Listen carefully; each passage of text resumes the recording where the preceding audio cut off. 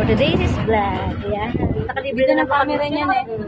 Nakalibre na naman kami ng papasahe. Ayan. Ito yung aming promotor. Tandaan niyo yan. Salamat kay Consiala. Salamat, Konsihal. Mananalo ka na. Ayan. Marami pong nakasakay. May pumasok yung loop. Ayan. Tumikaway kayo. Wala pa din ang mga yan. Ano pangalan ng bus? Tyson bus. Tyson bus. Thank you, Tyson.